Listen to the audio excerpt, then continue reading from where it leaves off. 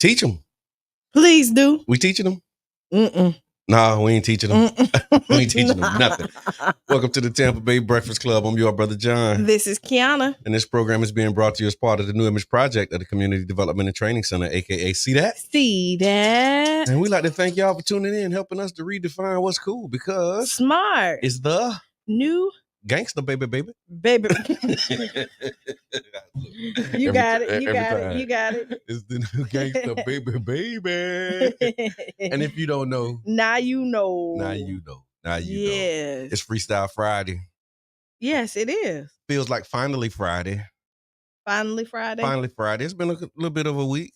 It's been a long week. Yeah, so finally Friday is appropriate, right? Mm-hmm. Good morning, Renee. Renee, what's good? Sharonda, what's happening? Thank y'all for what y'all do and how y'all do it. Mm-hmm. Appreciate you. I see she tagged Duvet. I ain't seen Duvet in a good little minute, man. That's what it is, though. So yeah, so it's finally Friday. What's happening with you? I mean, it's Friday. It's a lot going on. So we'll be at the Grown and Sexy night. Yeah, Grown and Sexy vibes. On the Dueces. At the Catalyst. Yeah. TheMoShowLive.com. Yes. Yeah. 7 p.m. until. Yeah. And then I'm gonna be getting that late. I am too. Yeah. Because we doing 100 free meals from Amina's Catering and Event Design. Okay. A celebration of unity and community, and really just the thank you and the give back for support during Ramadan. So at the end of Ramadan, there's usually like a 3-day celebration or festival called the Eid Feast. Eid al-Fitr, where you basically celebrate the accomplishment of completing the fast and making it through. And so it's like a 3-day celebration. And so as a part of our contribution to the celebration, we're going to be giving 100 free meals, and we're asking you to come out, man, break bread with us, celebrate unity. But if you can't stick around, that's cool too. You can just grab it and go. But it's coming from Amina's Catering. So, man, y'all make sure that y'all pull up. Patrice was tagged. I see that too. Tweet. I see you've been tagged. Stephanie A. Wynn been tagged. Happy belated birthday too, Step. Happy birthday, Step. Yeah. So tonight at 6:00 at Childs Park, man, y'all come through. Get a free meal. Yeah, from Amina's. And you know, Amina's, boy, she got it. Yeah, she do. She got it. So y'all pull up. And then they have the Luxe Fashion Fest. Okay. That's Valdez Scantley. Okay. He do his at Coastal Creative tonight. Okay. Yeah, that starts at 7. I've been wanting to get over to Coastal Creative. Yeah, I saw that they was doing one of those orchestra things, like the Tupac Biggie Orchestra. Something was happening over there. Coastal Creative, very nice. Yeah, I haven't been in over. So there's been a few events there, some very nice events. I can't wait to go in and actually look at it. My son performing tonight. Okay. In Reese. Okay. Well, NR really. NR. Yeah, NR. Yeah. And they I've been invited to take a tour. I just gotta like schedule it and go over there. Go ahead and get in. Yeah. Take that. Take that. No, we ain't doing that. What we ain't gonna do is take nothing. And then OJ passed away. Yes. R.I.P. OJ, man. Yeah. OJ's. Let me see if I got something on here on OJ. Let me see what I got. Just the OJ phenomenon. All right, so let's jump in. OJ Simpson, renowned for his football prowess and infamous for his off-field controversies, passed away at the age of 76 after battling cancer. While he achieved remarkable success on the football field, including being the first player to rush for over 2,000 yards in a single NFL season, his legacy is indelibly marked by the highly publicized murder trial of his ex-wife, Nicole Brown Simpson, and her friend, Ron Goldman. Simpson's football career began with stardom at USC, where he won the Heisman Trophy before transitioning to the NFL as the first overall pick. Despite early struggles, he emerged as one of the greatest running backs in history, earning accolades like the NFL MVP and induction into the Pro Football Hall of Fame. Beyond football, Simpson's celebrity status soared with iconic endorsement. I remember the Hertz commercial when he was running through the airport, acting roles, and TV appearances. However, Simpson's life took a dramatic turn with the murder trial that captivated the nation. Despite being acquitted of criminal charges, he was found liable in a subsequent civil trial. His later conviction for robbery and kidnapping further tainted his reputation. Simpson's death marks the end of a complex and controversial legacy that continues to fascinate and polarize the public, with his story immortalized in documentaries and TV dramas. Yeah. OJ. Yeah. What you been seeing? Oh, listen. Internet has no chill. Oh, they have no chill. No chill. No chill. I even seen where Caitlyn Jenner said good riddance. Caitlyn Jenner was rocking with OJ at one. The Kardashians. The daddy Kardashian was his lawyer. Yeah, but it split the family. Oh. Chris went on this side. She was with OJ? No. Chris was with Nicole. Okay, gotcha. And because that was her friend, because it's all friends. Yeah.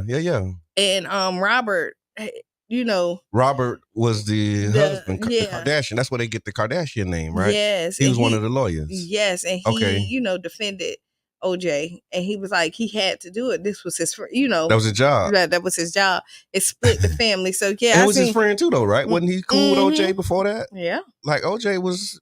That's where they get the whole "I'm not black, I'm OJ" thing. Like he thought that he had transcended race until that case came out. See, so now that you bring it up. Okay. Right. Transgender. What you said? Transcended race. Transcended race. Yeah, he not black, he OJ. Listen, let me tell you this. Mr. Edmond, hurry up and get here. You're black. We need Mr. Edmond. We need Mr. Edmond on this one. And this is so crazy when you think that you see it all the time. When Trees, what's good? Black people think that like color don't exist. Yeah. Until it exists. Yeah, you colorblind until they remind you behind. Right, it is. You see it with Trump. The black guy got the most time. Yeah. January 6th. Yeah. He was the first one. They got you. Yeah, bammed him. Matter of fact, he didn't even get bond, right? They bonded the rest of them out. And left you. Bruh. That's like that little sound. Bruh. They not your friends. Nope. At the end of the day, boy, you on your own. No, you really, really need to be careful. Trick Daddy said, you still a show did. And he was quoting Muhammad Ali. Muhammad Ali said it first. Yeah, they remember when he went to Vegas. They reminded him when he went to Vegas. Yeah, they did. Yeah. Brian, what's good, man? He said, don't take it now. We ain't taking nothing. But yeah, I mean, OJ, it was crazy. So I'll tell you the thing that was crazy to me, right, was how he was not guilty criminally, right? But then was found liable in the civil trial. Right, which means he had to pay the family, right? And so I remember when that was happening, this was like, late 90s. So it was like 95, right? Was when the OJ trial happened. And I just remember because it was a Million Man March and all of that stuff. So, and I remember I was at Boca Ciega. Okay. When they announced the verdict. Put that in the chat, y'all. Where were you when they announced the OJ verdict? That was a moment, boy. Yeah, I was at Boca Ciega. Yeah. Every black person went running out through the hallway. Okay. He free! Oh my God. Oh my God. I remember. Yeah, okay.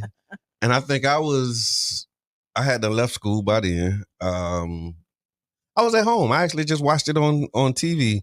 And I remember the news coverage of the reactions. Right. Right. And so they had like a group of black people and they was watching the reaction. And the black people was like, yeah, hands up, wave type action. And then they had a group of white people who was watching it. This is America, right? Yeah. So with 3 Ks. And so the white people was like,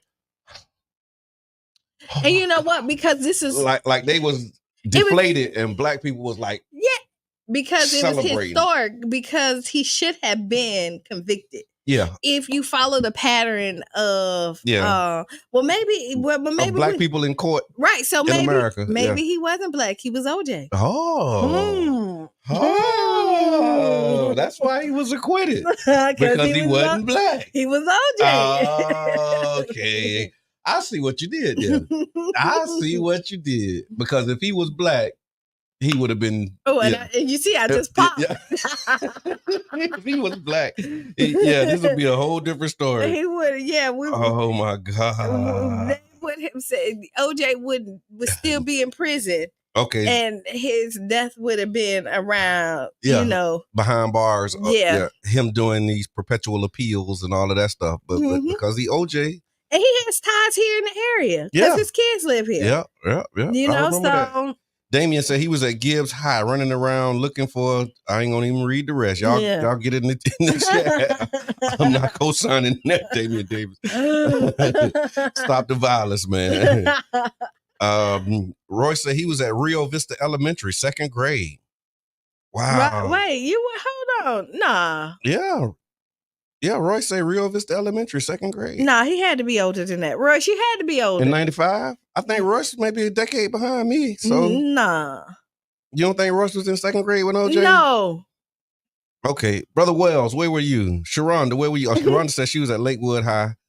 It was like right after high school. Because he's somewhere with Corey now. Royce? Yeah. And he ain't that far behind you?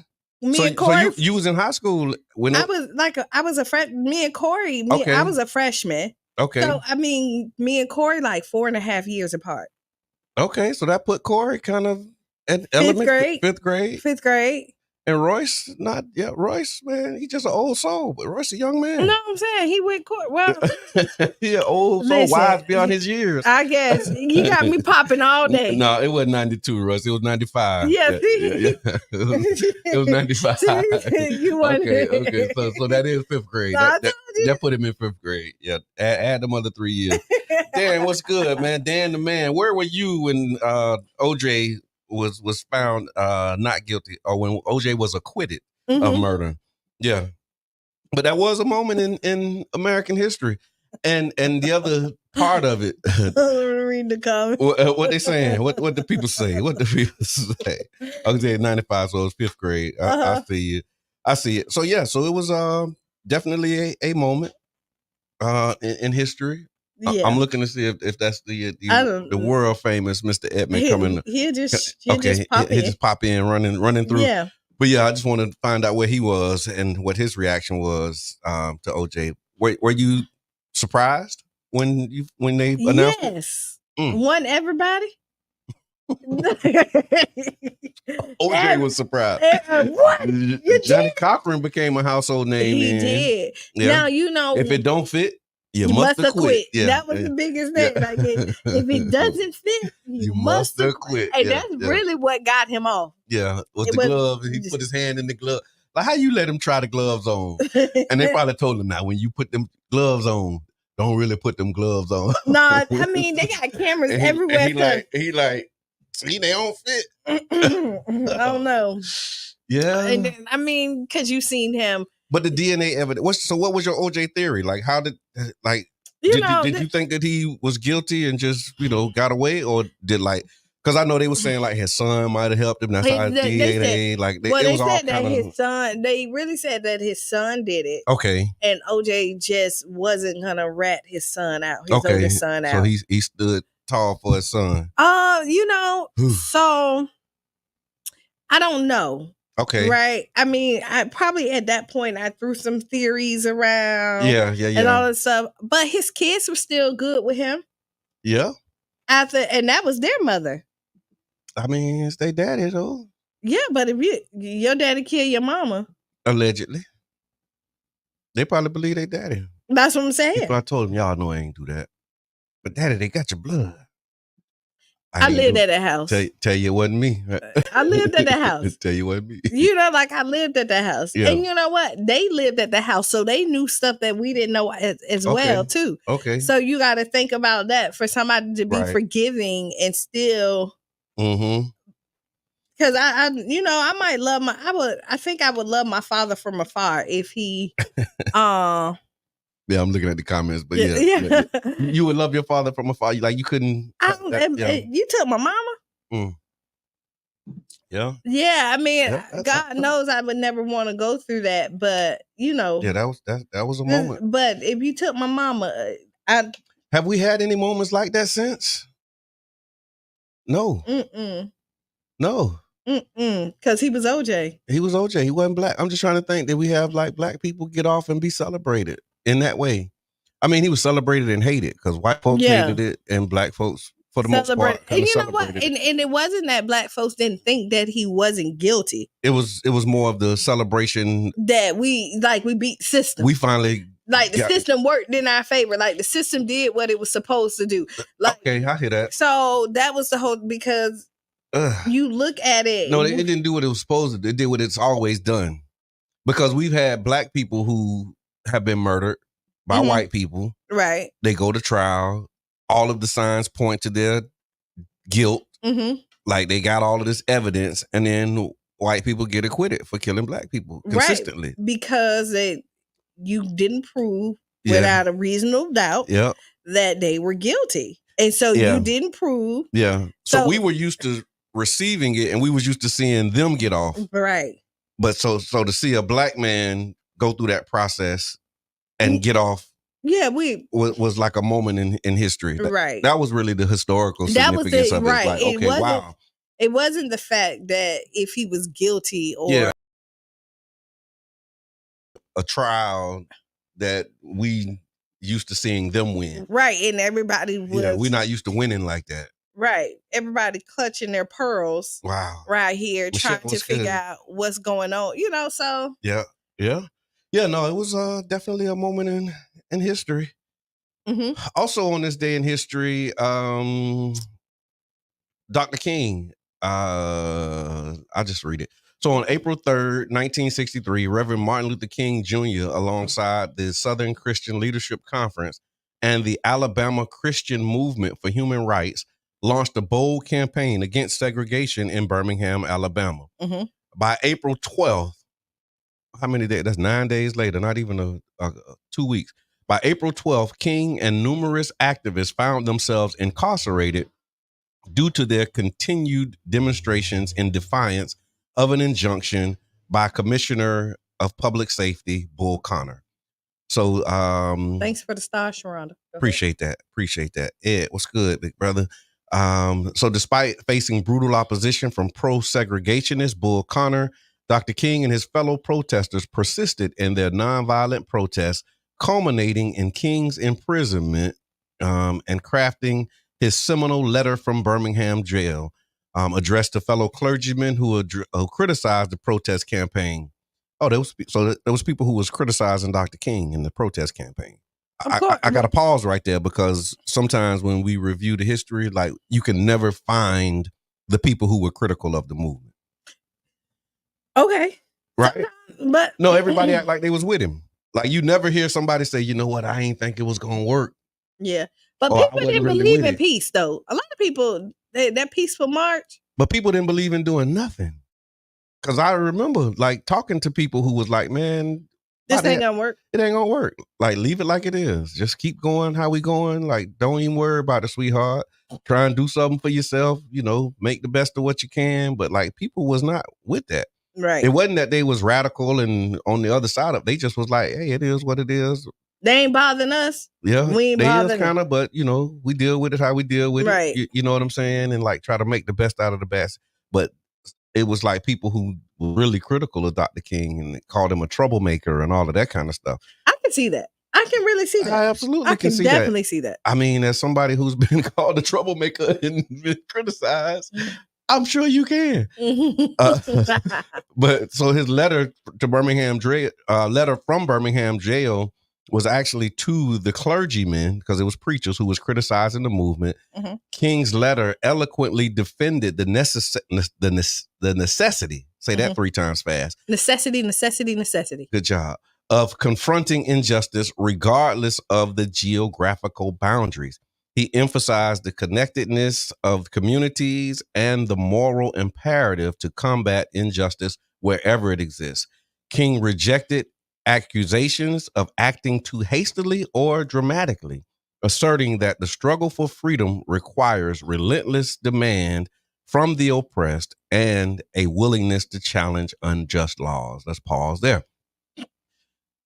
The struggle for freedom requires relentless demands from the oppressed and a willingness to challenge unjust laws, because that's what they told us and told them at the time.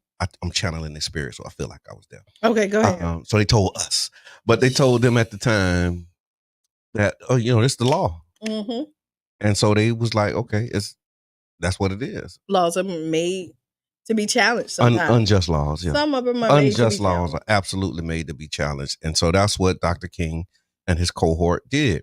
The Birmingham campaign garnered national attention, highlighting the atrocities of segregation and catalyzing support for the civil rights movement. The United Auto Workers, that's the union, UAW, shout out to them, paid King's bail, and he was released on April 20th.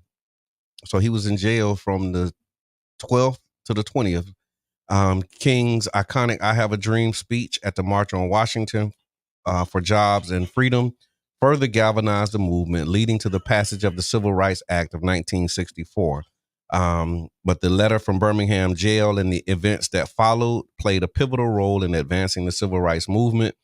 Through steadfast resistance and resistance to oppression and powerful advocacy for justice, King and his allies paved the way for significant victories legislatively and societal transformation, leaving an enduring legacy of courage and hope for generations to come. So shout out to Dr. King for being criminal-minded. How about that?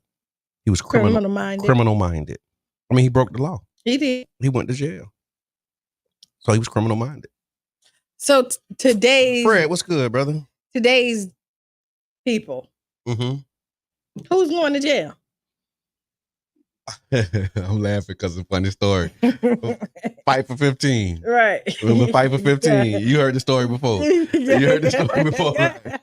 So for those who haven't heard the story, when we were doing the Fight for 15 advocacy, so this like 2012 was when we kicked off like this whole campaign to fight for $15 an hour and a union. People thought we was crazy. They thought $15 an hour was unheard of and ludicrous, and it was like a whole. They really thought we were out of our mind when we said $15 an hour, because I think the minimum wage was like $8.05 at the time. Right, and you want me to tell you, I was kind of one of those people. It was like $15, not 15, not so for minimum wage. I was like $15 because in my mind, minimum wage is for teenagers. Okay, you know what I mean. Somebody who's just starting out. Okay, so and I'm like. Yeah. But $15 for an adult, you know what I mean? You're running a household is nothing, but go ahead. So no, we 12 years later now. How you feeling? At this time, it's 15. Boy, $15 ain't nothing. And it still ain't the minimum. It's $11 right now. Because of the work that we were doing, right? And so we get that gradual increase every year until 2026. But here's the funny story about the jail thing. So we were organizing these rallies and protests and these direct actions, at different locations. And so we had a meeting. I hear that, Royce. And we had a meeting. Thank you, Ms. Teresa. Good morning. We had a meeting where we were talking about what our next action was, and we was going to do like some civil disobedience. And it was in Tampa in Ybor City.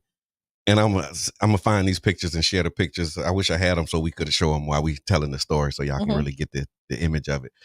But in the meeting, they was asking, okay, so at this event, we're gonna get arrested. Like we actually gonna do some civil disobedience, and people gonna get arrested. And they asked the question that you just asked: who's willing to go to jail? Right? I know who was it. Oh, come on, man. Come on, man. Come on, man. Y'all all nostalgic. Like, I done been to jail. And I get, this whole movement politics and Dr. King and the history, but when they ask, who wants to go to jail? Who's willing to go to jail? And I'm like, not me. What else y'all got? What else? Y'all got, who gonna bail the people who go to jail out? Like, that'll be, sign me up for that one. But going to jail, I ain't trying to go to jail, man. I just, I'm too old. I got a whole family at home. I'm not going to jail. I mean, so is it not this evening? So is there something that you would go to jail for? Other than your family? It is, but not knowingly. Like, I ain't signing up saying, okay, today I'm finna go sit here and try to, and today is the day. I know I'm finna stay here until they take me to jail. Yeah. I can't really see nothing that I'm willing to do that for right now. Right. like at this stage, at this age, like if I was in my 20s and like it had a little bit more time. Yeah, but I'm a whole papa out here, man. I ain't trying to sit and go to I ain't really trying to do that right now. Right. But I mean, we need people to do that, and so I'm grateful. You see our O'Malley's, you know what I mean? He ain't trying to go either. No, he not. Yeah. I mean, who is ever really trying to go? That's what I'm saying. It was people that was like, there was rooms and strategies where people say, you know what? Today is the day that we're going to challenge this law. And they're going to lock us up. Yeah. And be ready. Yeah. And I've seen the videos. I've heard the stories. I've talked to the people who did that. And they was like, happy and joyous because they knew that they was going in, getting out. They was making a difference. But like in 17, 18, when they was asking like, who willing to go to jail? Like, I'm like, So you and me kind of, I think we're on this. Yeah. I want to be Sugar from Harlem Night. Everybody go to jail. I just bail you all out. Have you some limos ready. That's it. Get you some chocolate in the car. I come get you. I got you. Yeah. I help raise the bail fund, help call your mom and them, tell them all what's going on. But like sitting in the street, and we sat. I mean, it was beautiful. Shout out to Jason James. Jay went to jail, I think. AG, like we had a squad. We had probably people was going to jail. We had maybe about 10, 15 people that went to jail. But you know what? Somebody has to be out to bail you out. Oh yeah, and we had like lawyers on deck. Like, I mean, we was ready. We had organized it, but it was just funny, in that meeting, in that room that night when they asked, like, who want to go to jail? Who's willing to go to jail? Some people like me. Oh yeah. And I'm looking around the room like, okay. Like, don't call me out. And I'm telling you, I'm looking at them like, okay, most of y'all young and ain't none of y'all ever been to jail before. Right. So you know what I'm saying? But like somebody who, like at that point, I think I might have been 40 or something like that. Or maybe like just turned 40. And I'm like, man, I ain't really ready to not take that. Like, yeah. Nope. So yeah, but shout out to everybody who did, because I mean, we see the product of it and it worked. LA Keys, what's good, big brother? I appreciate you. Keisha, good morning. Appreciate you as well. Miss Starks, thank you for tuning in. Miss Stewart, thank you for joining us. Y'all can send stars if y'all like to support the Tampa Bay Breakfast Club. We want to let you know that you're listening to the Tampa Bay Breakfast Club on 99 Jams. You got something that you want to tell I do. So right before we take this break, 99 Jams Spring Marathon is approaching. It's here. It's here. It's here. Spring unsprung. Yes, it has. Yeah. 99 Jam Station has launched its special spring marathon for this year. We're calling all our supporters, sponsors, families, and friends to make a donation for our special marathon. Help us reach our goal of $10,000. The marathon will be running until April 30th. Help us keep the radio running and your favorite radio programs on the air. That is 99 Jam Special Spring Marathon now until April 30th. Donate and receive a CD of your favorite show on demand. Ooh. Call 727-637-2416 or... You like that? No, that's what I'm like helping you out. I'm like ad-libbing. That's the echo. It sounds like take that. Okay. Oh, yeah. Okay, and then cancel that. Rewind.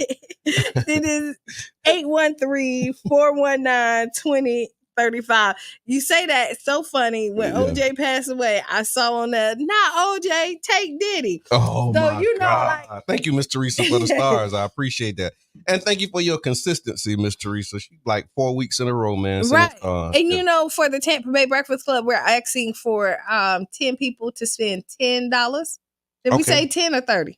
What we said? 10. $10, yeah. No, 30 people to send $10. That's what we asked. 30 people to send $10 each show. We're trying to do our part. Now we have to take a break because we do have to pay some bills. We do. And so y'all make sure that y'all stick around for it. Y'all tap in, lock in, man. It's a lot of things going on. We're going to talk about it after the break. We're going to talk about all kind of stuff. We got some headline news. We got to ask Qiana a question. We got some more history of what's going on today in this world. And it's Freestyle Friday. And it's Freestyle Friday. So y'all lend your voice to our voice and y'all give us a call. So tap in, man. We'll be right back at about 6 minutes after the hour. Yeah. They're all suffering from hunger. There's warning of an imminent Iranian attack on Israel and a warning that Russia's been bribing members of the European Parliament. We'll also hear why so many people have been dying on Thailand's roads this week, and about the ongoing need to protect children in Nigeria from being kidnapped. Every part of the school. Hello, I'm Gabe Ortiz, and this is WEDU Arts Plus. Based out of St. Pete, the Tampa Bay Breakfast Club is a morning radio show about hip-hop life and urban culture. Meet the hosts who inform and empower their listeners.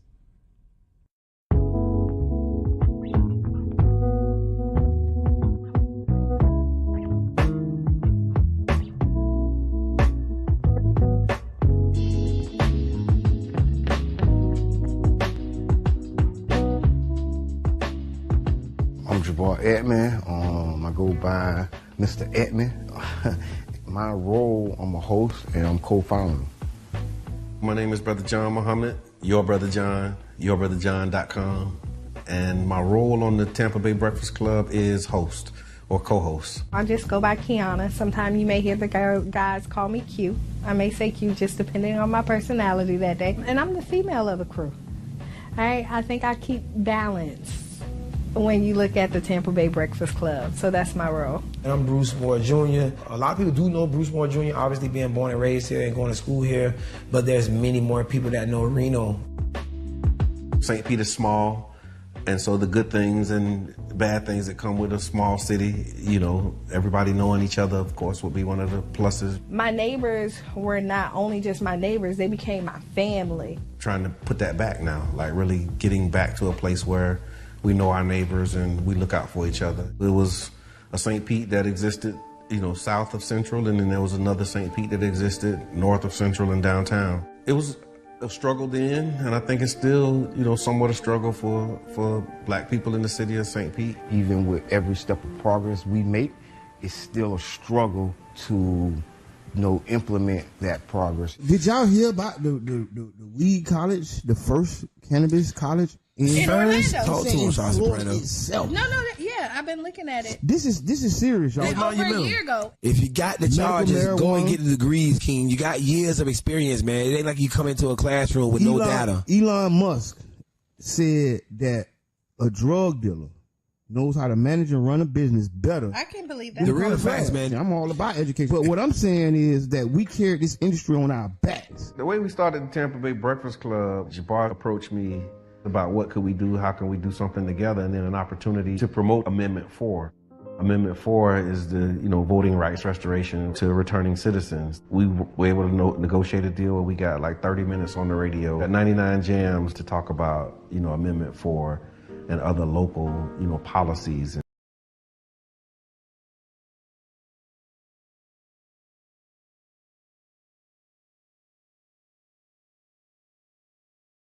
Diplomatic site. Yeah. And just like that, we are back. We back. We're back. Hey, we've been getting y'all. Oh, thank y'all. Thank you for the stars. Thank you for the support. We did get the Cash App. They received with gratitude for the spring marathon. Mm-hmm. We want to welcome you back to the Tampa Bay Breakfast Club. I'm your brother, John.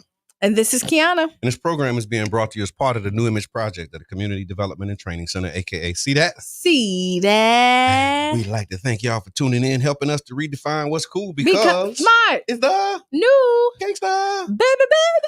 And if you don't know, now you know. No. Yes. Yeah, man.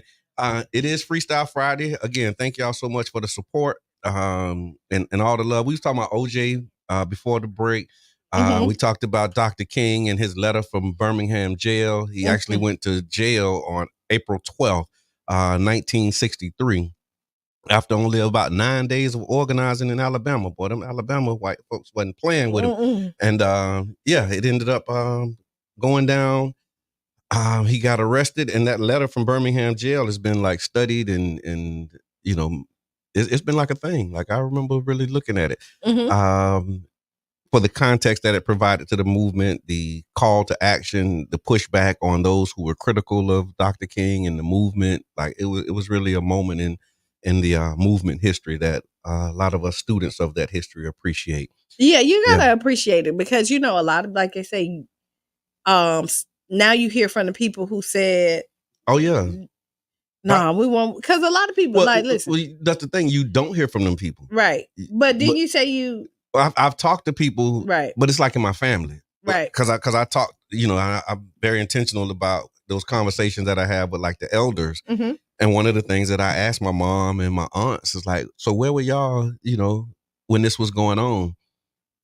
I ain't gonna tell you what they told me, but I can tell you that everybody wasn't with it. I'll just say that, yeah, like everybody wasn't with it. Everybody wasn't paying attention. Like, I mean, it come on, you see it on the news, and I think if we can look at it like this, like you think about the George Floyd, 2020, like what was that, May of 2020, when all of that was happening, and so you had like a segment of the population who was like, up in arms, marching. You had like the lawyers that was challenging stuff, but then you had a whole nother segment of the population that was just trying to survive the pandemic, trying to figure out how they was going to get food. And that was not the top of their priority. Movement was not on their mind. Right. Marching was not on their mind. You know what I'm saying? And so again, you look at it in our lifetime, just imagine what it was like then. Like it was, some people was like, okay, that's that thing that they doing. Good luck. Right. God bless you. God, listen. Yeah. I know it could be worse. Yeah. It could be worse. Yeah. Barbershop conversations, and they talk about it, but they wasn't really like, everybody wasn't marching, everybody wasn't sitting in, you know what I'm saying? And they had their views and their opinions on it. And that's what I learned from just talking with people who were around at that time. And so, yeah, it was a moment. Another thing that happened, it's crazy because you connect the dots, right? So the bloodiest chapter, this is what they said, the bloodiest chapter in American history also commenced on April 12, 1861. As Confederate forces led by General Beauregard, they basically initiated the barrage against the Union Fort Sumter in Charleston Harbor, South Carolina. And for 34 hours, they bombarded and pounded the poorly equipped fort, and what became the beginning of the Civil War. But that started on April 12, 1861. The Confederate bombardment of Fort Sumter marked the commencement of a protracted and bloody conflict that would ultimately reshape the nation.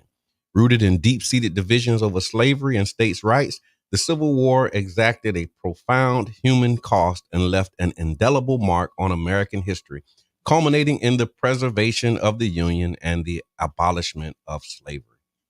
Yeah. That also happened, began on April 12th, 1861.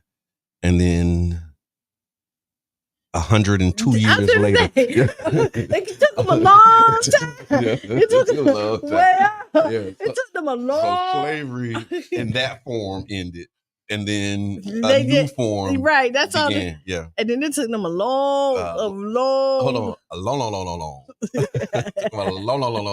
time. A long. Like them saying a lot. A long time. Are you happy? Yeah. Are you sad? Yeah, right. No, sad. Yeah, it was. Did it end? No, it didn't end. That part of it ended, and then a new wave of it began. Yeah. And so that's when, like, 13th Amendment and all of that stuff, and we start seeing mass incarceration as the new, slavery, and books and studies and reports have shown. You know what? Why you say books and studies? Yeah. Tomorrow. Okay. Tomorrow. Speaking of books and studies. Yeah, tomorrow we it is the sneaker ball. Okay. Valerie's Clubhouse. Okay. It is from 5 to 7. Okay. Everybody is welcome. It's all about literacy. Okay. She has a reading book club that she does every Tuesday and Thursday. Okay. 5. She has 2 sessions, one at like 5:15, I believe, and one at 7:15. Okay. But come out, get the information. There'll be giveaways, food, all types of stuff. Okay. So yeah, this should be pretty dope. And we do have a caller. Caller, introduce yourself. Hello. How you doing? This is Jay Eaton. Hey, Jay Eaton. How you doing? All right. You from Jacksonville, right? Duval. Yeah, you already know 904 in the building. That's what I'm talking about, man. How you doing this morning? I'm hanging in there, I'm a caregiver for my dad too, because my father, he had a stroke. Uh-huh. Yeah. So I gotta take care of him 24/7. So okay. Hold on one second. We having I made it worse. It's one of those green ones down there. Got it. There we go. Hello? Yeah, I'm here. Sorry about that. We was having technical difficulties. Well, that's a good. I'm a caregiver too. That's a yeah. So go ahead. No, go ahead. Go ahead. No, so tell us about your music. Okay, so I got 2 singles out right now. Keep That Same Energy, featuring Evidence of Prince and Love From Your Heart. I've been doing music basically when I say consistently because I've had a lot of stuff. Like my mom died at an early age. She had a mental illness. Mm-hmm. She ended up dying when I was 18, but she got sick when I was 8. And so for my whole childhood, I was basically taking care of my mom. Like she tried to like commit suicide in front of me and wow, all types of. I mean, like I've been through like a lot, as a child. So that's why I love music so much because music is really truly my therapy. There's only one thing in this planet that can take the pain away from me, and that's when I step in the booth. And when I step in the booth, it's like I go to a different galaxy because it means that much to me because that's why I did that song Love From Your Heart. Mm-hmm. Because everything that I write literally comes from my heart. Like I don't rap about stuff that doesn't matter or, materialistic things or, killing and shooting and all. Like I'm trying to I want us as a unit, and I just say as a unit, like I know everybody has different upbringings and everybody has had different, childhoods and traumatizing situations. But I think we need to bring music back to like pain and love and something with substance. Exactly, something with substance. Mm-hmm. If somebody had to compare you to an artist, and I know most artists don't like that, but if you had to compare yourself to the artist, who would they compare you to? To be honest, I don't even know if you could be, and I'm not trying to be funny, and I don't even think you can compare me because I have literally my own sound, and there's everybody like Rob Wave has pain music, Derez Deshawn has pain music, Lil Durk has pain music. There's a lot of artists that have pain music or like their way that they do, but with me, I try to not sound like somebody. I want to be so original that when you hear me, you're like, oh no, he definitely don't sound like. And I've already been told that, like, no matter how much, because I can, rap and harmonize, so I do both, and that's kind of what makes me unique as well. That I try to just be different. Like I don't ever want to have a song that sounds similar to anybody. I just don't. I want to be so far away. I want to think about stuff that nobody has talked about or do a song that nobody has had captions to or, I try to like really make myself work for it. And I really try to put myself in a position to like make music that only I wouldn't say achieve, but something that I would like appreciate in the sense of, all right, Jacob, you dug deep for that one. You went deep in your soul for that one. So I actually got a song that I'm dropping next Saturday called Use You Up. It was basically saying why do certain people use you up? It's so mentally abusive. Right. So that I'm doing that, I can't help it. Like I've seen pain my whole life. I actually saw a demon when I was 8 years old, running away from my house, and my mother got sick not too long after that. Wow. And basically she felt like her whole body was burning on the inside, like her blood was lava. Like for the 10 years that she lived, she had to take medication, like pills. We had to hide pills from her.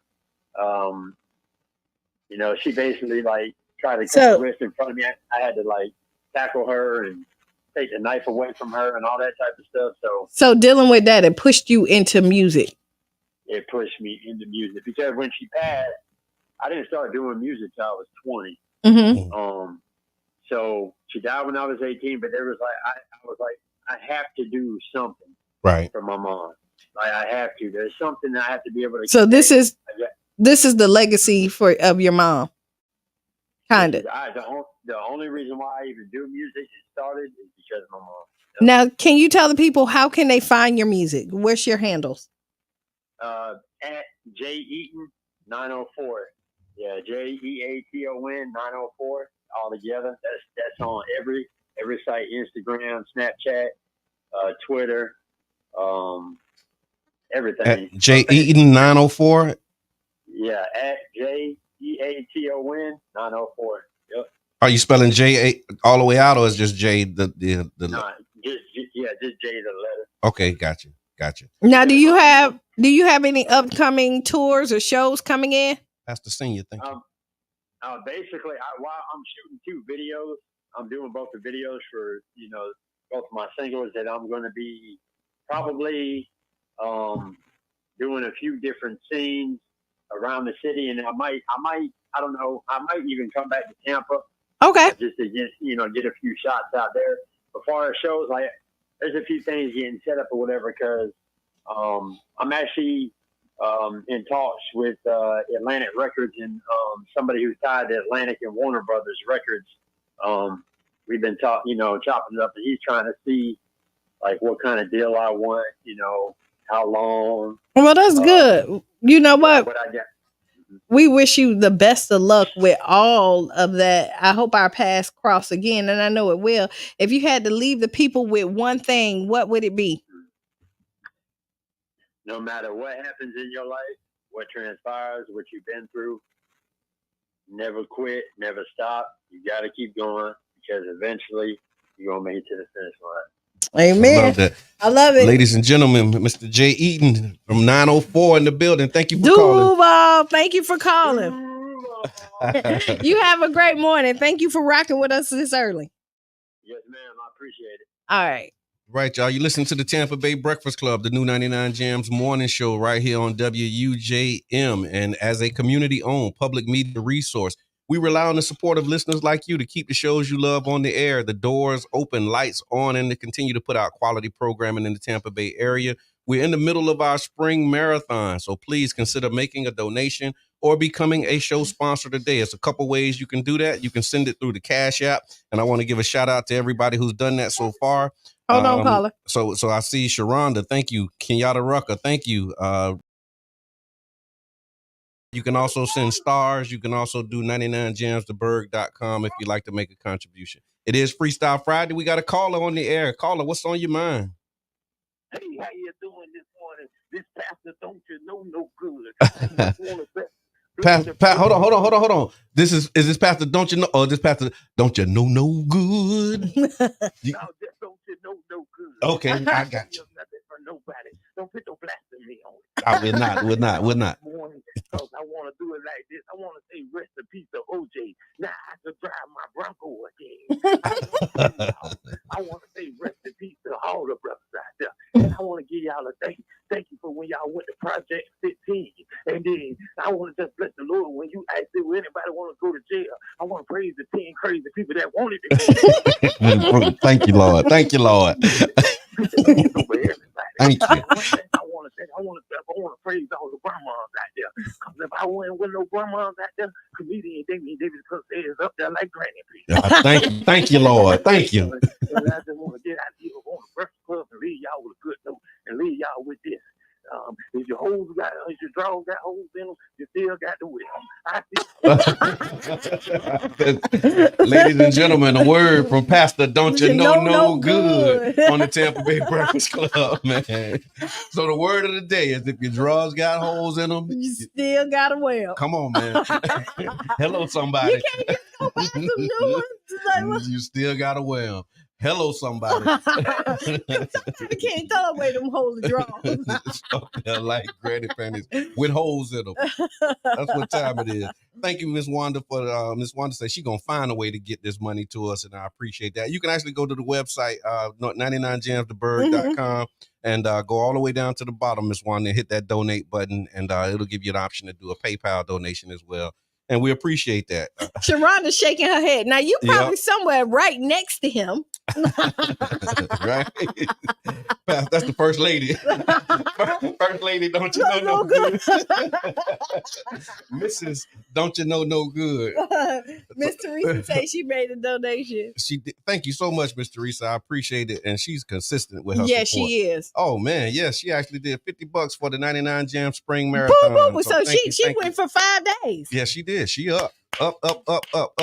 So today is also Walk on Your Wild Side Day. Ooh, walk on your. So if you what's your wild side? Hold on, let me tell you about today. Let me tell you about today. I don't know if I got a wild side, but all right. So the purpose of the day, everybody do. This day encourages people to break out of their routine, embrace spontaneity, and explore new experiences or activities outside of their comfort zone. Mm-hmm. It's about stepping away from the ordinary and embracing a more adventurous spirit.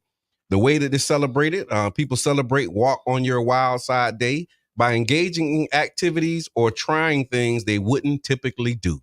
They could include going for a spontaneous road trip, trying a new hobby, exploring nature trails, or even experimenting with a new style or fashion. It's about embracing the unknown and embracing the thrill of new experiences.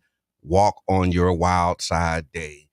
What is my wild? I mean, I'm kind of naturally in spontaneous and adventurous. You are? Yeah, like I just do stuff. Yeah. You do? Yeah, drive my wife crazy. Really? Because I just do stuff. Yeah, I just be trying stuff. Because you did want to jump out the airplane. Still do. Me too. I paid for it. I think it probably expired. Let's like bring that back. Yeah, we can. Let's like it bring really that back. Yeah. But the crazy part is like that's how we can. So today, let's see if we can lock in a date to go jump out the airplane in the spirit of Walk on Your Wild Side Day. So I'm gonna have to call them and see because I paid for 2. Okay. Me and Cheyenne. Okay. And you know my story is that like we were in the plane. Yeah. And it started raining.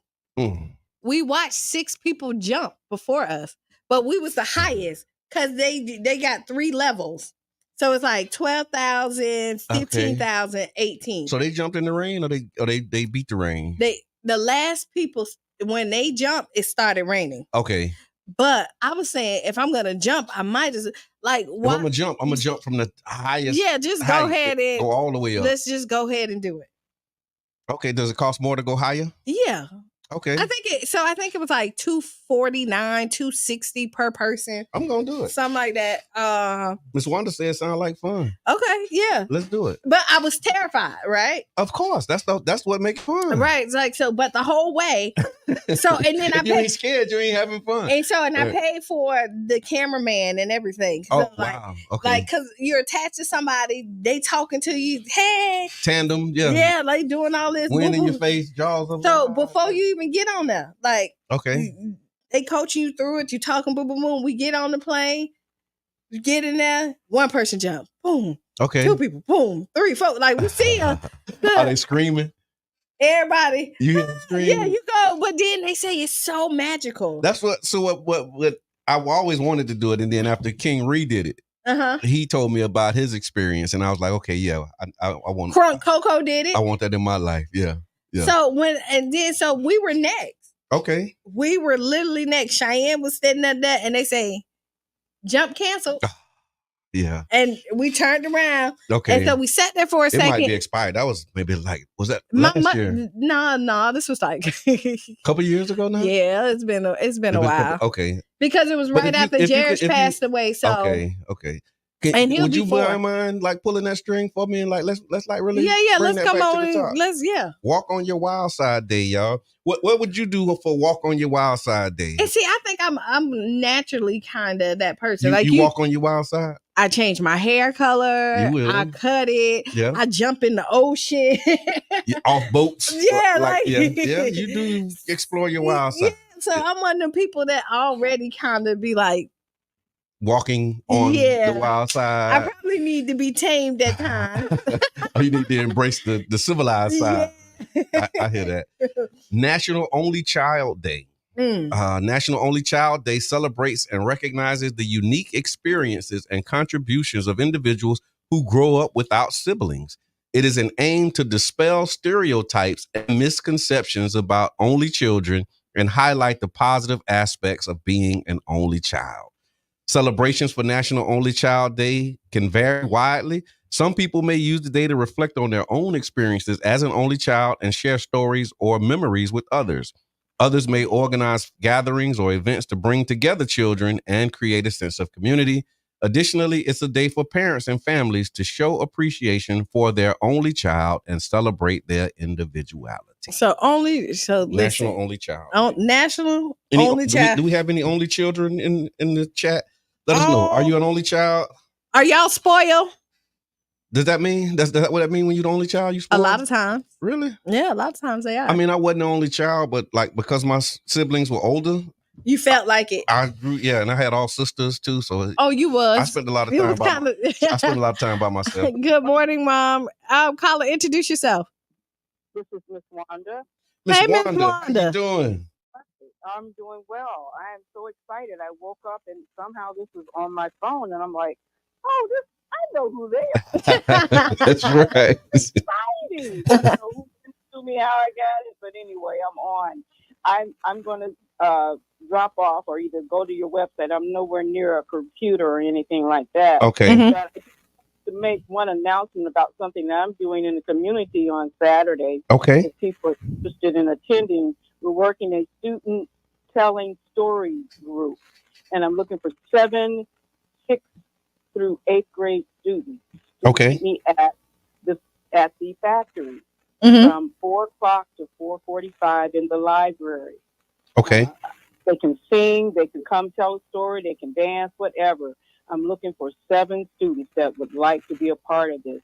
And it's going to be probably about a 12-week activity that I'm going to continue, and I'm going to be inviting others from the community to mentor and share their stories and to also demonstrate to the students how to tell stories. We did it over at the Sunshine Center the other day, and the students from Shorecrest Prep did a fantastic job, and they've been interviewing seniors. But I'm part of the Suncoast Storytellers group who's sponsoring this activity, and I'm just putting a shout out.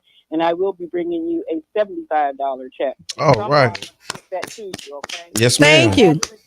I'm putting some money in it, and I'm going to stick with you as much as I can. Again, I don't know how I got on this, but hey, I'm enjoying you guys. Thank you so much. Well, thank you. We here every Monday, Wednesday, and Friday. That's right. Wednesday and Friday. Okay, well, I will do my best to be a part of it when I can. So thank you so very much. Thank you. You're welcome. I would not have gone to jail, and I want to skydive. Thank you so much, Ms. Wanda. I appreciate that. We would not have gone to jail. Yeah. So they want to skydive with us. Okay. And they're with us not going to jail. So let's set the date and see what we get. Who we can get to come on now. The last time I did it, everybody said they was down. Okay. Until it was time to jump. And then nobody came to jump. They was down, but they didn't want to go up. Yeah. Okay. Now, also, Nietzsche, what's good? Grand Tampa Bay Breakfast Club is pretty busy because we're hosting tonight. Yep. Right. Also, Grown and Sexy Vibes at the Catalyst, 7 p.m. Pull up. And we're also tomorrow at the 100 City. Yes. I thought I had it here, but it's on our let me see. on Hold our page. I think I can find it real quick. I got it. Okay, So tomorrow as well. April 13th, the 100 City NARAB Building Black Wealth Tour. Join us for a transformative day dedicated to community wealth building, proudly sponsored by the Pinellas County Association of Realtors and McCabe United Methodist Church. This in-person event promises a wealth of knowledge and opportunities for everyone interested in home buying, selling, and community development. Lots of great topics, the ABCs of home buying session. Black men buy houses, which is a conversation among men buying real estate. What to do with Big Mama's house. This is a big one, y'all, for our community. What to do with Big Mama's house. You can discover options for dealing with inherited properties and ensuring you make informed decisions. Make informed decisions about your family future. So this will be tomorrow, again at McCabe United Methodist Church, and that information is also found on the Tampa Bay Breakfast And it's Club. free food as well. better J know it. New Barbecue and Grill. Music by DJ Put 'em Up. And we have a caller. Oh, we hot today. Yeah, it's Freestyle Friday. Go What's ahead. on your mind, caller? How y'all doing, fam? How y'all doing? Good morning. Good morning. Good morning. Okay, so did I cover the bases? You did. Absolutely. Let the people know who we got, just for those who don't know your voice. This is Tamisha Darling hyphenated Roberson for the people. How y'all doing? That's what's up. That's what's up. Thank you for calling. Tell us about tomorrow. Tomorrow we are excited to bring to the community this event. This is the Building Black Wealth Tour. I am the president and CEO of our local board of NARAB, which is the National Association of Real Estate Brokers. We are PCAR, the Pinellas County Association of Realtors. We are Realtors. I want to pause on that for a minute. Yes, go ahead. I want to pause because I've always heard about realtors, but I saw a video that you did about that and why you are the Pinellas County Association of Realtors. Would you mind sharing that with our audience for those who might not know? Absolutely. In 1947, Black people were not allowed to be called realtors. We were allowed to become real estate agents. You can be a licensed real estate agent in the profession, but realtor was an exclusive term only for white people. Oh, wow. They did not allow Black people to call themselves by that name. Wow. So what a group of Black real estate professionals did was they decided, well, since we can't call ourselves realtors, we will be realtists. Gotcha. Realtists. Yes. And so, and I love telling this story because it does give a sense of pride. That's right. Because the way that I found this group is because I was intentional on finding Black professionals in real estate in the business. Right. People that align with my beliefs and trying to help my community build wealth through the vehicle of real estate. Right. And on that note, I just want to tell y'all this, right? The 400 wealthiest Americans control the same amount of wealth as the 48 million Blacks living in the United States. Wow. The 400 wealthiest Americans control the same amount of wealth as 48 million Blacks living in the U.S. That's tough. But there are opportunities, and absolutely, and that's what you're talking about tomorrow, right? Some of these opportunities.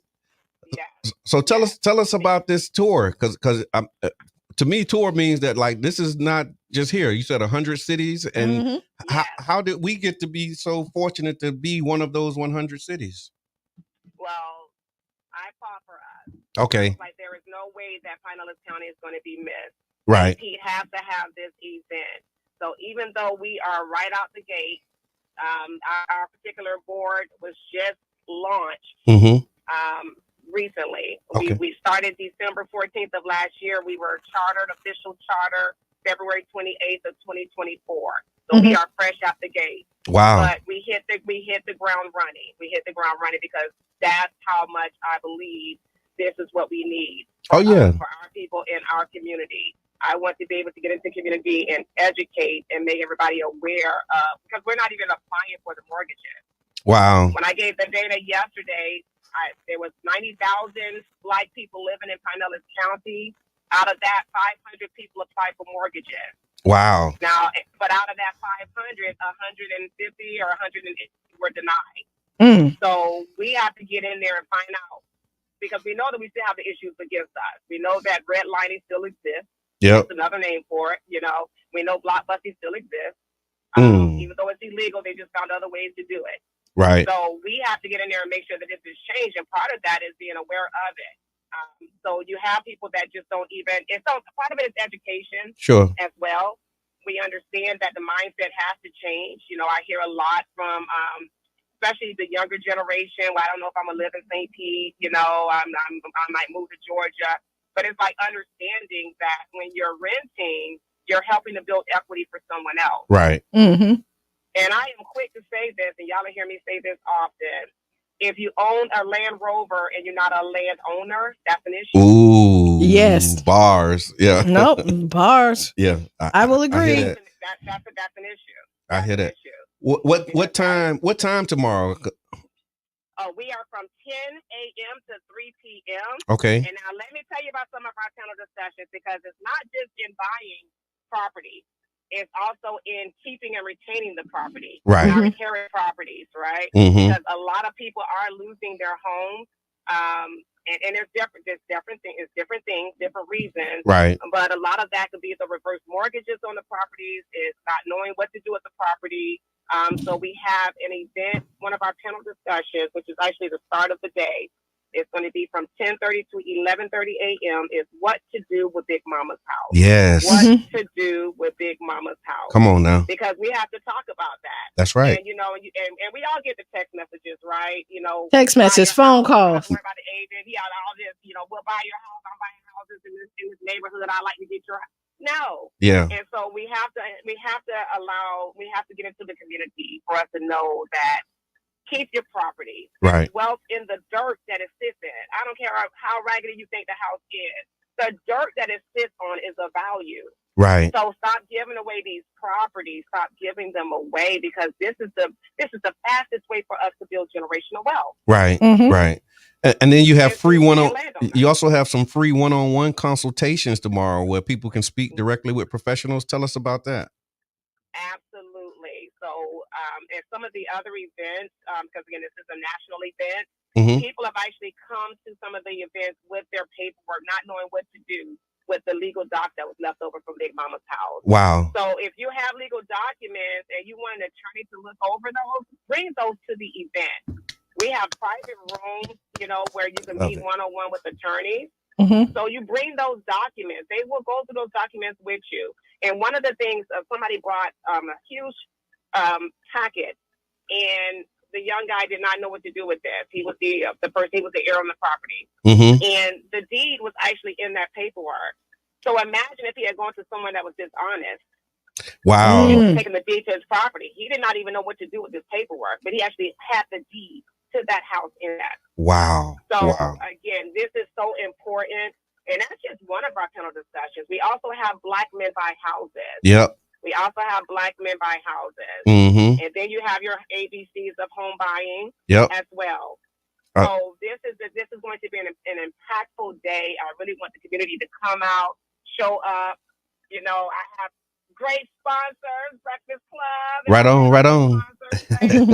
Thank you. Who's going to be on point? You better know it. Definitely appreciate your sponsorship. Thank you guys.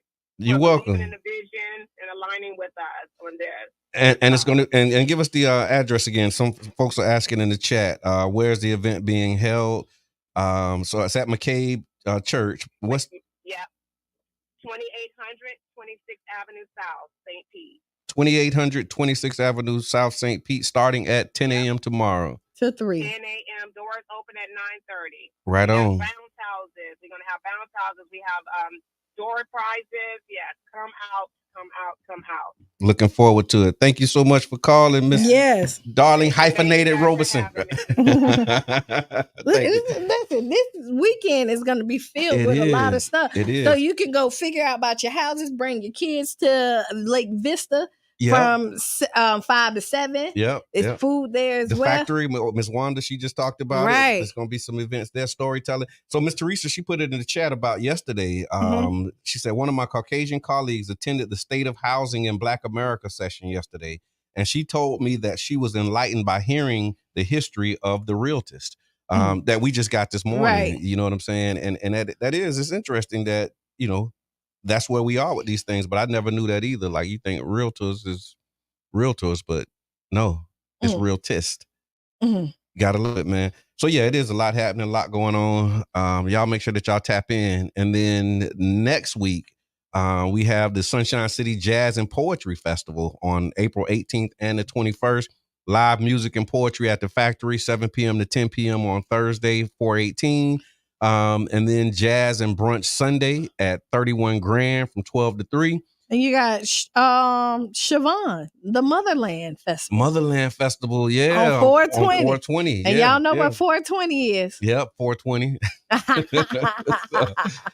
Make sure you vote. Get your mail-in ballot because 420 is going to be on the ballot as well. Yes. And then at 5 to 11 over at Urban Drinkery, you can come wind down on the 21st with some with jazz. And I think they do that every Sunday, right? You know, it's going by so fast. It looked like we was just last week, wasn't it? Just the first of the month. Yeah. Yeah. And like we're already we already talking about we like 3 weeks in. It is. This is crazy how fast. It. Like this is like this year. It seemed like these days go faster and faster. I've been saying it, man. Father Time is undefeated. He is. Yeah. He so is, you better make him your friend. Now, yeah. So we're almost. You want to do Ask Qiana? Yeah, let's run the Ask Qiana, and we got a caller. It's so Freestyle Friday. Yeah, Freestyle Friday. Caller, introduce yourself. Caller, you on the air? Hello. Hey, good morning, everybody. Beautiful people. This is Debbie Yati. Hey, Debbie. Hey, Miss Debbie. Hey, how y'all doing? Thank y'all for continuously doing the great work, putting the word out there.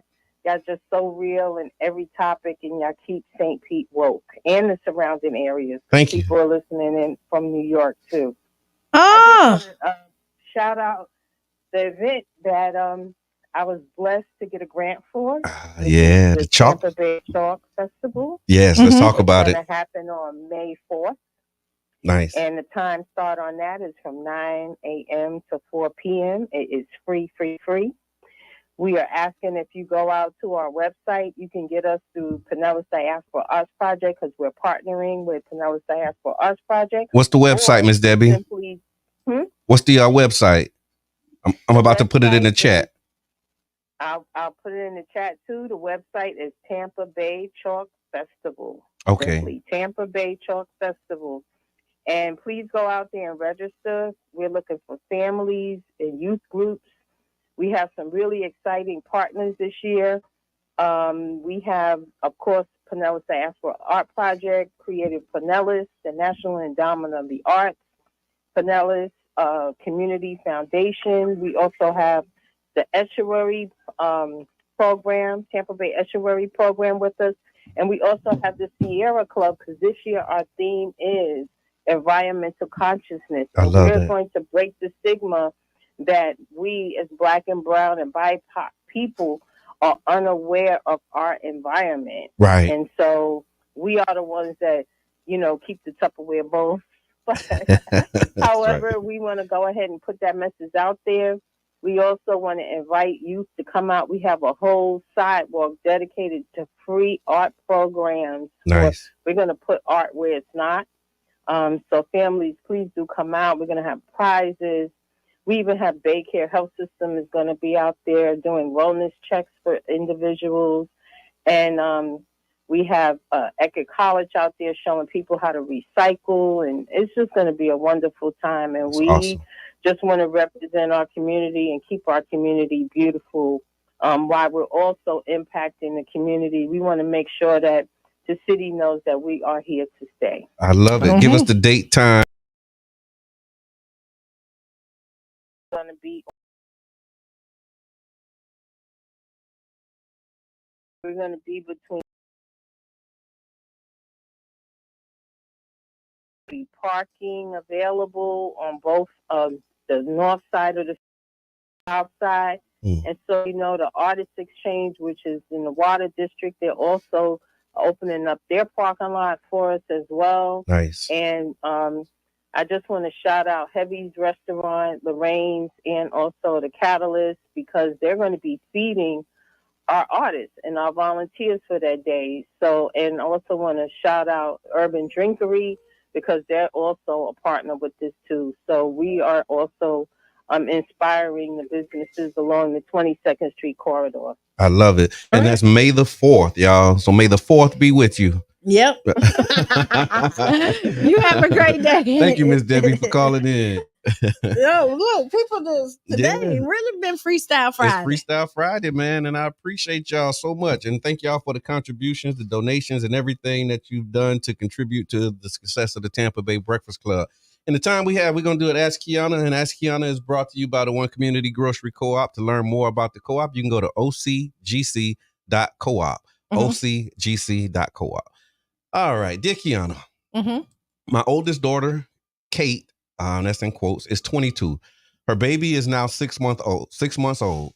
She is the first grandchild and great-grandchild. Kate refuses to allow my mom to hold her baby. My mom has held the baby a couple of times, but my daughter immediately swooped in and took the baby from her. During the last family gathering, Kate wouldn't let me hold the baby either because she said I might let my mom hold the baby. It hurts my heart to watch mom treated this way. I know my mom. We haven't always been close, and sometimes mom says the wrong things, but she is a good person and would never hurt the baby.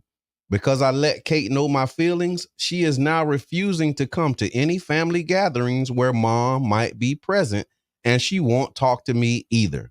I'm struggling and emotional over this.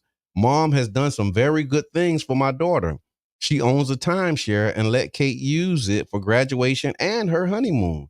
I feel Kate is using the baby as a weapon. Is there anything I can do? If not, how do I try to move on? This is a hard one. Yeah. This is. Yeah. So the Patty and me. Oh, okay. My goodness. Kate don't want to play. Y'all don't play with Kate. Okay. Kate don't want to play. Y'all don't play with when Kate needs you. But when Kate, that's some black mama stuff for you. You gonna need me before I need you. That said every black mama everywhere, right? God. Okay. Nah, but so hit Kate with that one. Huh? Yeah, I would. But why? What did your mom do? That's my this question. Is like, I mean, because she's staying strong. Like, what is it? Like, we got to figure out the root of what Granny did. What Granny did. Like, is her spirit that bad that you don't want to like? I mean, because it says she immediately swooped in and took the baby. Like, right, word. Hold on, Granny got the baby. Let me go get it. I need to know what Granny did first. Okay, that's true. I really need to know what Granny did so I can I knew you was gonna say that. I do. It was gonna be a little more like because a lot of the stories when they write is so broad and it's really hard to kind of tell you like give specific advice. Right. Yeah, because when I saw it, I thought about too, like, is it because grandma is older and she think that she might drop the baby or something, or like, but then in here she says, we haven't always been close. I know my mom, we haven't always been close, and sometimes mom says the wrong things, but she's a good person and would never hurt the baby. So what did mom say to Kate? But what can the grandma say right now to the 6-month-old? Oh, you're gonna be just like your mama. You're nothing. What can she say to the 6-month? Yeah, why doesn't Kate want your right? Grandma? What your mama did to your daughter? Right. To make her feel like she don't want her, and now it's saying that she won't even come to family functions. I guess. Is deep rooted. Like this is more than just her. Yeah. Like did your mama pinch her every day? Like was it really, really something? But what life will teach you is that the things that you harp on that didn't kill you. Yeah. Sometimes you realize it's not that serious. I don't know what this is. Yeah. I don't know the significance of what happened. Right. But you got your family. You only get one mama. So let's give her this. The answer, the question that she was asking is there anything I can do? I think you kind of went there. And then if not, how do I try to move on? Is there anything that she can do? I mean, you could go to see Kate by yourself. Okay. I mean, don't force her to do something that she don't want to do. Yeah. Because you still do want a relationship with your granddaughter. Right. And if she doesn't want to go to family functions, you might have to meet her where she at. Okay. And then figure out why is it so, why she's so adamant about why is she so adamant about this? Like, what is it about? Because she ain't say nothing about nobody else holding the grandbaby. She just said it's her mom. Yeah. And this is the first great grand. Yep. Okay. Yep. So it's the first grandchild and great grandchild. And then is she the only child? I don't know. You know, it's National Only Child I Day, know. too, It's Only you know Child they Day. want their way. Yeah, I guess so. But she ain't playing with Granny though. It says Yeah, this is when you're looking at this one with and she said she wouldn't let her hold the baby either. So during the last family gathering, Kate wouldn't let me hold the baby either because she said I might let my mom hold the baby. So now, because you passing the baby to mom and Kate don't want mom to have the baby, we got to figure out why Kate Kate don't want Granny to hold his baby. Yeah, because usually, I mean, if Granny smoking cigarettes or something, maybe she got like the cigarette and the house coat and the rollers in her head, and she got the baby. Like, what is Granny doing? Right. I can't imagine. Granny sneaking the baby some liquor, like At 6 months? the kid worms. I don't know. She just remember what Granny did to her. I don't know, but yeah, that is. I mean, it's if she can't get past it, how can she try to move on? You're just gonna have to separate yourself from your mother then. At that point, like when it comes to Kate, you can't force a grown up to do anything they don't want to do. But I will tell you, if she asks, if she needs something for Granny. Okay. Because it looks like she has no problem with taking things from Granny. Yeah, she used the timeshare for the honeymoon and something else. And for the graduation. Yeah, that's right. So she has no problem with taking something from Granny. So Granny can't be that bad. Right. So if my mama that bad, don't ask my mama for nothing. No, I'm so serious. Right. Hey, if she too bad to hold your baby, then she too bad to give you some money. Yeah. She too bad to give you a vacation. Right. Like, let's stand on that. That's right. You can't, she can't be good for something and then not good for the other. I hear and that. then, especially when you're in the room. Like, you don't have to let Granny keep the baby by overnight or by herself, but yeah. she don't have to be your go-to babysitter. But y'all in family functions, Granny can hold a baby. You can sit right there. Yeah. You monitor. You are the parent. Right. And when something happens that you don't like, yeah, you go ahead and you address it and say, "Hey, Granny." Yeah, no, we don't do that. Like that's not. But I think it's very selfish if you have those strong feelings about it, to accept things from somebody that you don't really rock with. Say that again.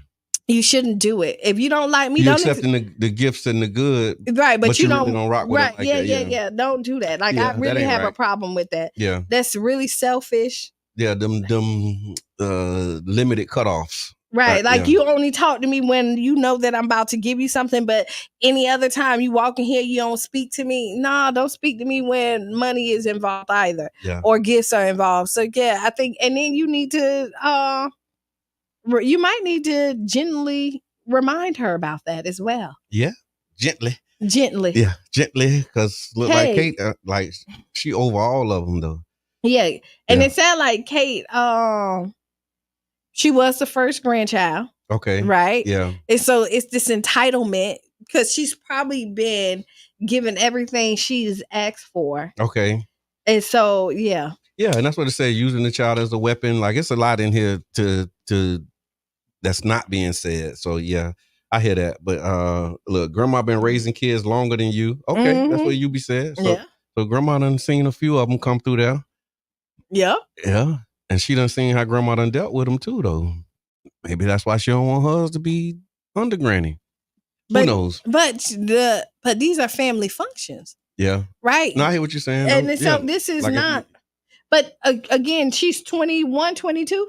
22, yeah. So she's still like, I mean, I know she's grown and married, but she still operate as a child at this point. Yeah. You know, you pout and you do stuff that you necessarily. 22 ain't as old as we thought it was when we was 22. You ain't even grown at 20. Like legally you're grown and you can handle some business, but you're not grown at 22. No, you ain't hit me. 22 is not as old as we thought it was when we was 22. Yeah. Because, I mean, at 22, boy, I'm good and grown. But at 48, I realized how what 22 is still young, man. I ain't know nothing. Yeah. but you couldn't tell me that then. Right. So hopefully that's helpful. Thank you for the letter. And if you'd like to ask Qiana a question, y'all can do that by putting it into the Tampa Bay Breakfast Club chat. Just inbox us and send us your Ask Qiana question. And we'll read it on the air and provide you with some guidance, direction, or not. But usually we usually give you something. Yeah, we always gonna give you something. You That's get the whole something. point. You get something. And thank you for the donations today. Yes, a lot of people really came through big, and I appreciate it. Yeah. And you don't have to stop. No. You definitely don't have to stop. We have until April 30th. We're really trying to fundraise this $10,000 for the station. Yes. Again, this is community radio. This is how we keep the lights on. This is how we're able to hop on the radio. And we want to do some upgrades, y'all. We want to continue to put out quality programming for you. And so we want to upgrade some of the equipment and do some things in here to make this, more fitting for y'all. So please support it. Y'all know we be wiggling cords and jiggling stuff every now and then. And if y'all on there, you see the camera been going off and on. You want to get some new cameras, y'all see it blanking. So yeah, we want to do some stuff. So we need your support to do it, and we definitely appreciate it. So again, tonight it's a lot happening this weekend. So come and celebrate with us. Come to Child's Park at 6:00, man. We're going to be doing 100 free meals from Amina's Catering and Event Design. Y'all know Miss Amina, man. She gonna pull up the food truck to Child's Park. And again, 100 free meals. We ain't asking no questions. You ain't got to fill out no paperwork. Just come get you a meal. We'd love for you to stick around, hang with us, break bread, celebrate unity and diversity in the community. But if you got to go and you just need to grab something, come grab it, man. But it's on us. And so definitely want to invite you to come out there. And then after that, now that you put something on your stomach, you can go over to Catalyst for the grown and sexy vibe on the Dueces. And if you miss the food, if you want a part of the 100, you get there a little late. Catalyst got food too. So, and that's we got the Mo Show live. If you're listening, you can listen to the replay and the rebroadcast on the moshowlive.com every Monday, Wednesday, and Friday at 12 p.m. and 4 p.m. So y'all check us out there. We syndicate it. So definitely appreciate that. Then Saturday we're supplying food again. Yeah, we feeding the people, man. That's what we're doing at the 100 City NARAB Building Black Wealth Tour at McCabe Church. We putting that in the chat, so make sure that you get that. And it's a lot. You got the sneaker ball. Come out to the sneaker ball. You got Bring the thing your Miss kids Wanda out doing over at the factory. Miss Wanda, if you could put a flyer or put some information in the chat, that would be appreciated as well. Make sure that y'all do that. The word of the day, y'all, from comedian Damian Davis is, you would lose everything you got trying to give everybody everything that they want. Ooh. You would lose everything you got trying to give everybody everything that they want. That was Nina Simone. So, that's a bar. That is, because it's so true. It is. You cannot. And so don't even try it, y'all. Can't please everybody. Nope. Well, I'm gonna tell you. Hey, go out this weekend. Step out in the city, because it's a lot of stuff. And the weather is amazing. Great. Yeah. It's nice and warm during the day, but not too a nice little breeze. And then in the evening, it's cool. Yes. So step out. There's a lot of stuff to do. Support all these events. What you can do. Yeah, man. Be the change you want to be. Write down those 5 things that make you smile, giggle, and then stay tuned for Sister Hughes. Make you lose your shoes and shout all around the house. She's up next, y'all. So again, I want to just thank everybody for rocking with us again. Thank you for the donations. If you're watching the replay, the link is in the chat for you to do Cash App. You can also go to the website and donate. There's multiple ways to tap in and contribute. Like the page, share the page, invite your friends to be with it as well, man. But we here for you. The New Image Project is up and running. And this has been the Tampa Bay Breakfast Club. I'm your brother John. This is Qiana. And we out. Produce Messiah Rhodes, Nermeen Sheikh, Maria Tarasena, Tammy Warnoff, Trina Nadura, Sam Alcoff, Tamari Astudio. The Berg. Mimi